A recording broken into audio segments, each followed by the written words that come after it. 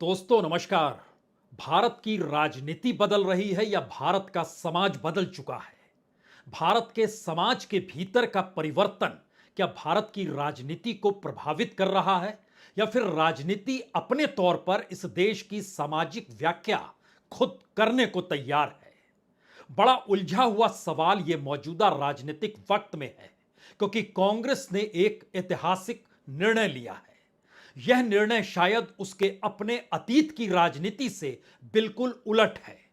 इस दौर ने मंडल और कमंडल की राजनीति देखी है, और जिसने भी उस दौर को देखा होगा, 35 बरस पहले इस देश के भीतर क्या कुछ हो रहा था, किस तेजी से राजनीतिक घटनाक्रम बदल रहे थे, भारत की राजनीति में नए नए राजनीतिक दल कैसे उभरते चले गए, और उस दौर में कमंडल की राजनीति ने भी किस तरीके से भारतीय समाज के भीतर हिंदुत्व को लेकर जो जनजागरण किया या फिर हिंदुत्व को लेकर जो सियासी मोटी लकीर खींची।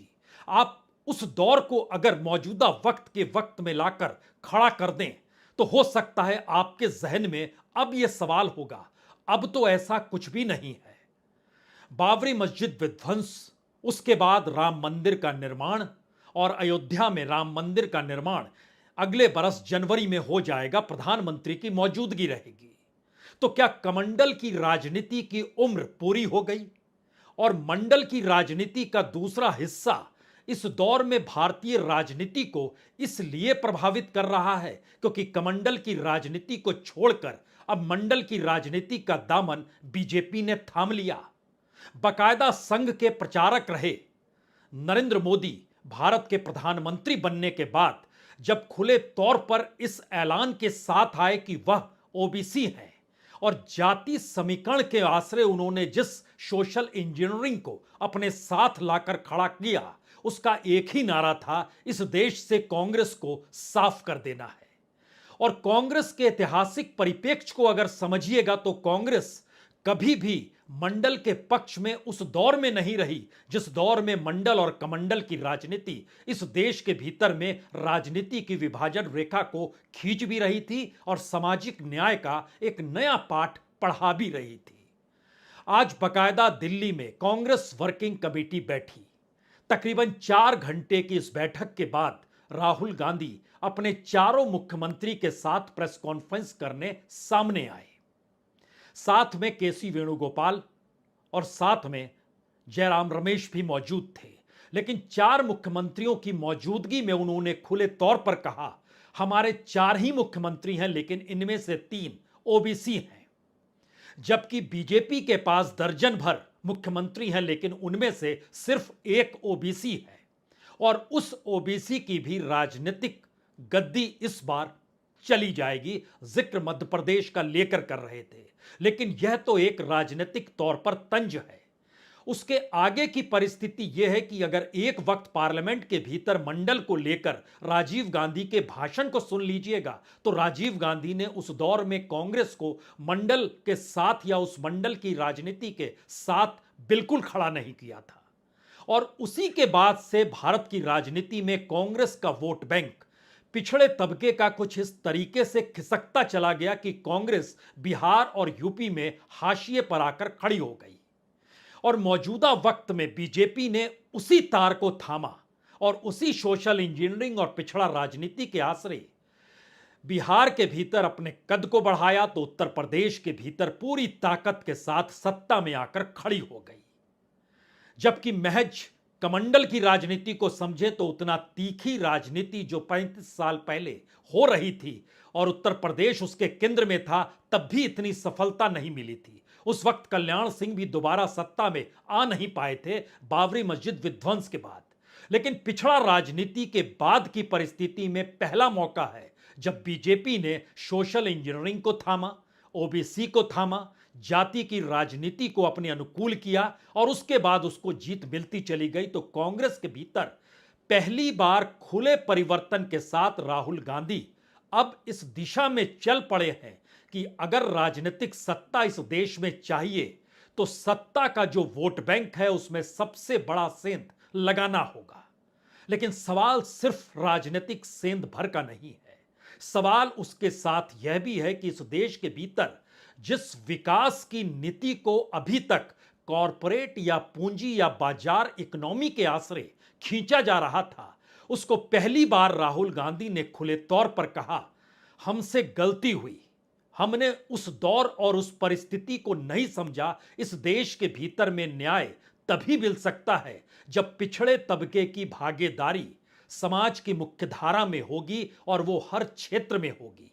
तभी इस देश के भीतर में असल न्याय होगा, असल डेवलपमेंट होगा। तो एक नए पैराडिम के तहत भारत की राजनीति बदल रही है या भारत का समाज बदल रहा है, क्योंकि चंद दिनों पहले देश के प्रधानमंत्री ने खुले तौर पर कहा था कि दरअसल हिंदू वोट बैंक को बांटने की दिशा में कांग्रेस बढ़ी है, इसीलिए जातीय जनगणना का जिक्र कर रही है। और जातीय जनगणना को लेकर आज राहुल गांधी ने उसको एक नए तरीके से अपनी सहमति कांग्रेस के तमाम मुख्यमंत्रियों के साथ जिस बात को कहा, हमें लगता है आज पहले उसे जरूर सुनना चाहिए।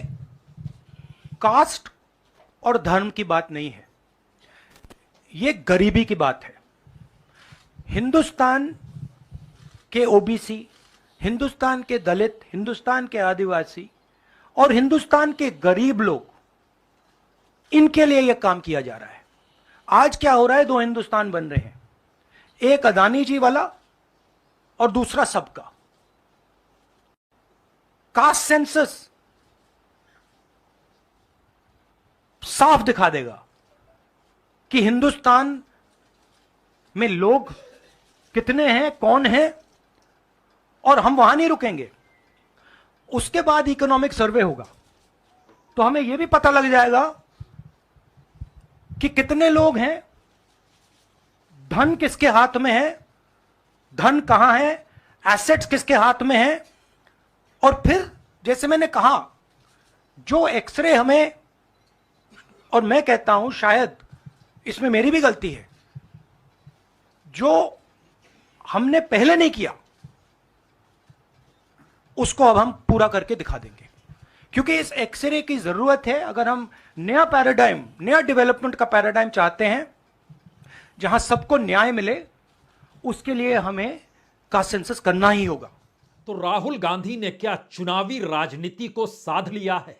क्योंकि आज चुनाव आयोग ने जैसे ही 5 राज्यों की चुनाव की तारीखों का ऐलान किया, उसके ठीक 2.25 घंटे के बाद राहुल गांधी प्रेस कॉन्फ्रेंस करने के लिए सामने आ गए और अपने चारों मुख्यमंत्री को लेकर आए। अतीत में जो गलती हुई उसको स्वीकारा, नए तरीके से डेवलपमेंट को एक नई सोच के साथ रखने का प्रयास किया। और जिस सामाजिक न्याय का नारा एक वक्त मुलायम सिंह यादव या फिर लालू यादव या कांशीराम भी लगाया करते थे, उससे भी एक कदम आगे बढ़कर कांग्रेस को उस राजनीतिक जमीन पर लाकर खड़ा कर दिया जो इस देश के भीतर में वोट बैंक के लिहाज से और सामाजिक न्याय के परिप्रेक्ष्य में एक बड़े सवाल के तौर पर उभरता रहा है। और चूंकि कांग्रेस हमेशा से दूसरी तरफ खड़ी रही, तो निशाने पर कांग्रेस आई और राहुल गांधी की राजनीति ने कांग्रेस को उसी लकीर के इस पार लाकर खड़ा कर दिया कि अब राजनीति कीजिए। और शायद मोदी और शाह की राजनीति के सामने यह सबसे बड़ी चुनौती है। वजह भी यही है कि दिल्ली में बीजेपी के भीतर भी बैठकों का दौर शुरू हुआ और यह सवाल बड़ा होता चला गया कि अगर ऊंची जाति के वोट बैंक को अपने अनुकूल करना है तो खामोशी बरतनी होगी। लेकिन बीजेपी का सच बड़ा अजीबोगरीब है। वह हिंदू पार्टी जानी जाती है, ऊंचे जाति की राजनीति करने वालों के साथ खड़ी नजर आती है, लेकिन उसका सबसे बड़ा वोट बैंक पिछड़ों का वोट बैंक है। और पिछड़ों को लेकर इस देश के भीतर क्या कुछ हुआ है, यह सवाल राहुल गांधी का कहना है। उन्होंने सचिवों को लेकर खड़ा किया कि 90 सचिव में से सिर्फ 3 सचिव हैं जो ओबीसी कैटेगरी से आते हैं। और कमाल की बात यह है कि आज पत्रकारों के बीच भी राहुल गांधी इसी बात का जिक्र कर गए, जहां पर उन्होंने कहा कि इन पत्रकारों के बीच कितने दलित हैं, कितने आदिवासी हैं, कितने पिछड़ा हैं, हाथ खड़ा कर सकते हैं कोई क्या?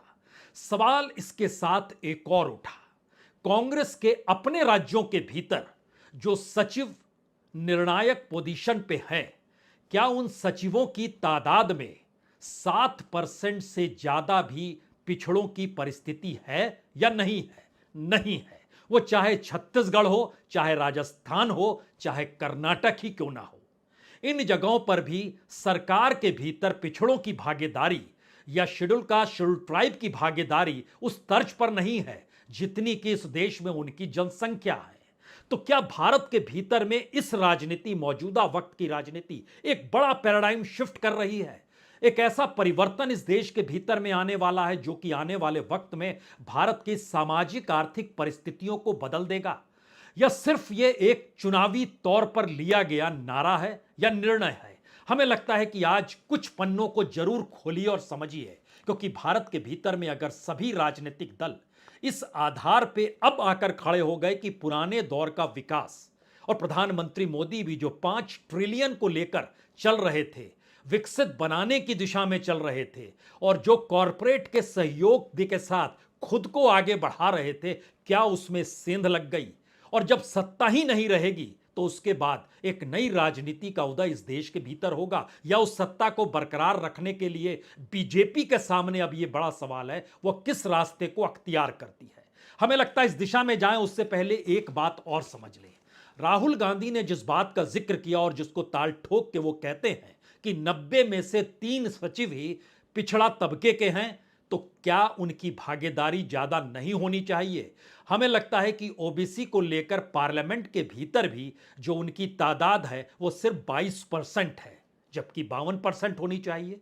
उसको बढ़ाने की स्थिति में सबसे आगे कौन है? लेकिन चूंकि नौकरशाही का जिक्र है तो जरा समझिए कि ग्रुप ए में इस देश के भीतर में ओबीसी की तादाद 16.8% है, ग्रुप बी में 15.7% है, ग्रुप सी में 22.5% है। यानी 52% ओबीसी हैं, लेकिन भागीदारी 16 से 22% या 15 से 22% के बीच में ग्रुप ए बी सी में नौकरी करते हुए लोगों की मौजूदगी है। अगर आप लोअर कोर्ट और हाई कोर्ट भी देख ले तो लोअर कोर्ट में उनकी तादाद 23.8% है, हाई कोर्ट में सिर्फ 12% ओबीसी की मौजूदगी है। तो क्या यह परिवर्तन उस दिशा में अब इस देश के भीतर में राजनीति में सत्ता पाने के बाद इस नारे के साथ अब परिवर्तन होने वाला है? क्योंकि जब इन बातों का जिक्र करते हैं तो एक क्षण के लिए हमको लगता है बिहार की परिस्थिति को भी समझिए। बिहार के भीतर मौजूदा वक्त में ओबीसी के 99 एमएलए हैं, होने चाहिए जनसंख्या के लिहाज से 153, यानी इस वक्त जो है 40% हैं, होने चाहिए 63%। लेकिन एक दूसरा सच भी परखिए, क्योंकि राहुल गांधी ने आर्थिक तौर की परिस्थिति का भी जिक्र किया। उन्होंने कहा कि उसके बाद इकोनॉमिक सर्वे भी होगा, और सही मायने में इस देश के भीतर न्याय तभी मिलेगा जब उस तबके की आर्थिक स्थितियां ठीक हो जाएंगी, यानी सामान्य तौर पर मेन स्ट्रीम के अनुकूल हो जाएगी। सही बात है, इस देश के भीतर होना चाहिए, लेकिन एक क्षण के लिए सोचिए कि बिहार में जो आरजेडी के 76 एमएलए हैं उसमें से 64 करोड़पति हैं, जनता दल यूनाइटेड के 43 एमएलए हैं, उसमें से 38 करोड़पति हैं, कांग्रेस के 19 एमएलए में से 14 करोड़पति हैं, बीजेपी के 73 में से 65 करोड़पति हैं। बात इससे आप नहीं समझ पाए। दरअसल सबको मिला दीजिएगा तो 99 एमएलए जो ओबीसी के तबके से आते हैं उसमें से 96 एमएलए विधायक जो हैं करोड़पति हैं। और बिहार के समाज का सच यह है, जो नीति आयोग की आखिरी रिपोर्ट 2021 में आई, मल्टी डायमेंशनल पुअर को लेकर उसने जो रिपोर्ट फाइल की, उसके मुताबिक बिहार में हर दूसरा शख्स जो है गरीब है। तो भारत के कॉरपोरेट के भीतर, भारत की पॉलिटिक्स के भीतर, भारत के भीतर हर संस्थान को संभाला हुआ व्यक्ति अगर आर्थिक तौर पर संपन्न है, तो क्या मौजूदा वक्त का सच और जरूरत दोनों यही है कि अब उस पिछड़े तबके को, उस शेड्यूल कास्ट को, उस शेड्यूल ट्राइब को मेन स्ट्रीम में लेकर आइए जिससे वह करोड़पति अरबपति हो जाए? यह एक सच है। दूसरा सच इस देश के भीतर का यह है कि यह यकीनी तौर पर राहुल गांधी ने आज जिस बात का जिक्र किया कि हमें अडानी का समाज नहीं बनाना है जिसमें उनके हाथ में पूरी पूंजी रहे, हमें तो इस देश के भीतर में सभी के हाथों में पूंजी थमानी है। और इस दौर में एक अमेरिकी मार्केटिंग एनालिसिस फर्म है मार्सलेस इन्वेस्टमेंट मैनेजर्स, इनकी एक रिपोर्ट निकल कर आई। उसने बताया कि 2003 में भारत की जीडीपी सिर्फ 51 लाख करोड़ थी और 2023 में भारत की जीडीपी 312 लाख करोड़ है। इतना इजाफा भारत की इकोनॉमी में हुआ है। लेकिन इसका दूसरा सच यह है कि भारत के भीतर में जो दौलतमंद लोग हैं, उनकी दौलत में इजाफा जो हुआ है वह 16 गुना ज्यादा हुआ है और जो गरीब तबका है उसकी दौलत में इजाफा 1.4% हुआ है, 1.4%। एवरेज अगर निकालिएगा तो लगभग दुगना या तिगुना महंगाई इस दौर में बढ़ती चली गई। जो इन्फ्लेशन रेट था वह लगभग 3, 4, 5, 6% तक गया और ओवरऑल देखिएगा तो वो 3.5 से 4% के बीच में महंगाई रेंगेगी। लेकिन गरीबों की पूंजी 1.4% बढ़कर भी और कम हो गई। यानी भारत के भीतर असमानता दूर कैसे होगी यह सवाल नहीं है। सवाल है कि भारत की राजनीति के भीतर अब कांग्रेस को समझ में आ गया कि इस असमानता को भी राजनीतिक तौर पर उठाने की जरूरत है। क्योंकि एक सच यह भी एक दूसरी रिपोर्ट बतलाती है, उससे पहले इस रिपोर्ट में एक जिक्र और है कि दरअसल 80% दौलत इस देश के सिर्फ 2 लाख परिवारों के पास है। जिस दूसरी रिपोर्ट का हम जिक्र कर रहे हैं वो है winner take all in India's new economy. इस रिपोर्ट में दर्ज किया गया कि 80% दौलत और धन सिर्फ इस देश की 20 कंपनियों के पास है, टॉप मोस्ट 20 कंपनी। और संयोग ऐसा है कि टॉप मोस्ट 20 कंपनियों में से 99% गुजरात से आती हैं, उसमें अंबानीज भी है, उसमें अडानीज भी है। और निफ्टी के भीतर बीते 10 बरस में जो 116 लाख करोड़ की पूंजी बनी, उसमें भी 80% हिस्सा सिर्फ 20 कंपनियों के पास चला गया। तो असमानता का पैमाना भारत की मार्केट इकोनॉमी की सोच या कैपिटलिज्म की सोच या भारत को विकसित बनाने की सोच या उस दिशा में जो भी पॉलिसी अपनाई जाती है, क्या उस पॉलिसी में अब अगर सत्ता परिवर्तन की दिशा में कांग्रेस सोच रही है तो क्या उसके पास किसी विजन के साथ अब वो नए वक्त में नई पॉलिसी के साथ खड़ी होगी?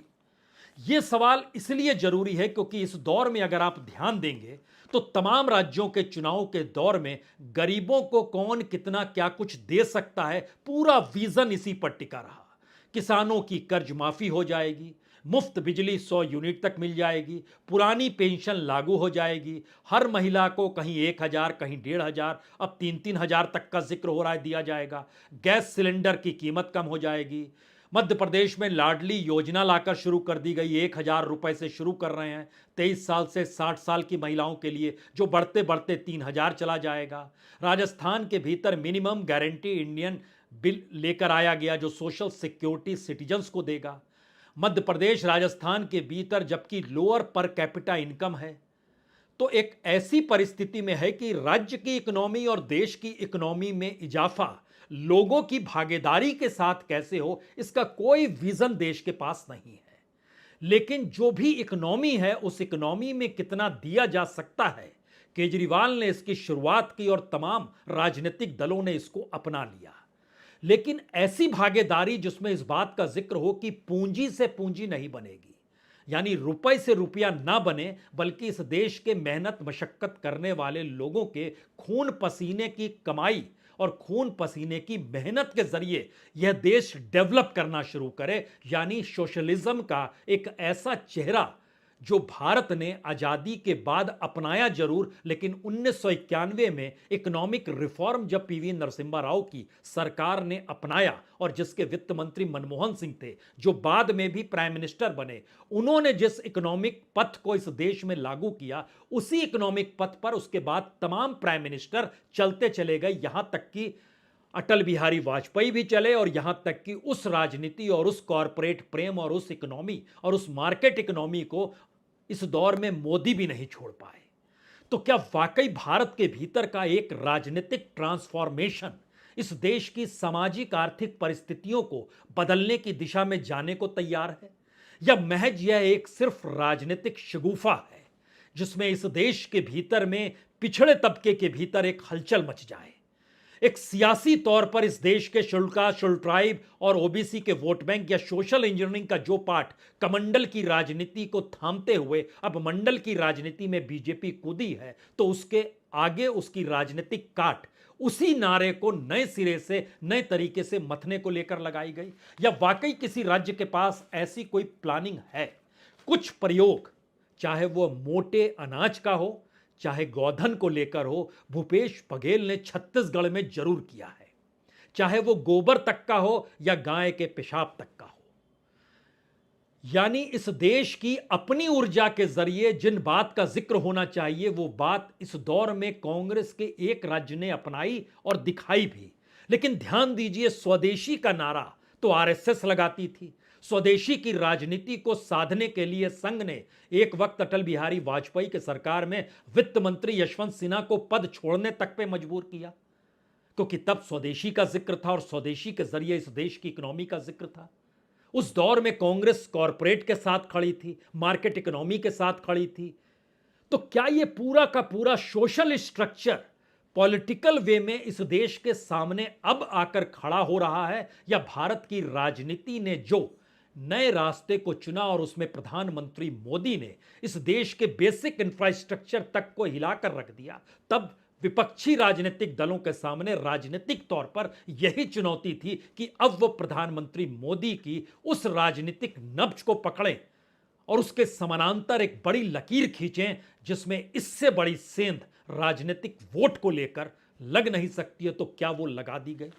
और अगर वो लग गई है तो फिर यकीन मानिए, चारों राज्यों में या पांचों राज्यों में बीजेपी जीत नहीं पाएगी। और अगर वो राजनीति चल पड़ी है तो फिर लोकसभा इलेक्शन भी 200 के नीचे बीजेपी आकर खड़ी हो जाएगी। बीजेपी के भीतर चिंतन मनन हड़कंप इसी बात को लेकर है कि अब किस रास्ते चले, किस तौर पर चलें, क्योंकि जो कंट्रडिक्शंस विपक्ष के थे उन्होंने एकजुट होकर एक साथ आकर उस कंट्रडिक्शन को खारिज किया, जिसका लाभ बीजेपी उठा रही थी। और उसके आगे एक लकीर भरकर कांग्रेस ने जब ओबीसी का सवाल और आरक्षण का सवाल इस देश के डेवलपमेंट प्रोसेस से जोड़ने की स्थिति में, और हिंदुत्व और मुस्लिम नहीं बल्कि इस देश की विकास का स्वरूप क्या होना चाहिए उससे जोड़कर जब सामने रखा है, तो 3 सवाल सबसे बड़े आखिर में आकर खड़े हो गए हैं। इस दौर में अब बीजेपी क्या करेगी?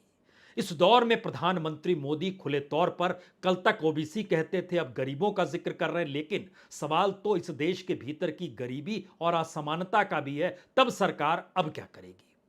और उससे बड़ा सवाल यह है कि अगर कांग्रेस इस तर्ज पे आगे निकल चली है, तो क्या यह उन छत्रपों के लिए खतरे की घंटी तो नहीं है, जो छत्रप अभी तक मानते रहे कि उनका एक वोट बैंक तो सुनिश्चित है? क्योंकि राजनीति अपने तौर पर सत्ता चाहती है, और अभी तक कांग्रेस की राजनीति जो थी वो शायद इस देश के भीतर में एक आदर्श स्थिति को लेकर चला करती थी, जिसमें आइडिया ऑफ इंडिया भी रेंगता था। लेकिन पहली बार चुनावी जीत के लिए कांग्रेस ने एक पैराडाइम शिफ्ट अगर किया है, या कहें हिस्टोरिकल यू टर्न अगर लिया है, वह भी जाति को लेकर, तो भारत की राजनीति और भारत का समाज दोनों नए तरीके से इस देश के सामने आकर खड़ा होगा, या इस राजनीति से धोखा खाने के बाद इस देश में संघर्ष की आहट आपको सड़क पे सुनाई देगी। यह भी याद रखिएगा। बहुत बहुत शुक्रिया, बहुत बहुत शुक्रिया।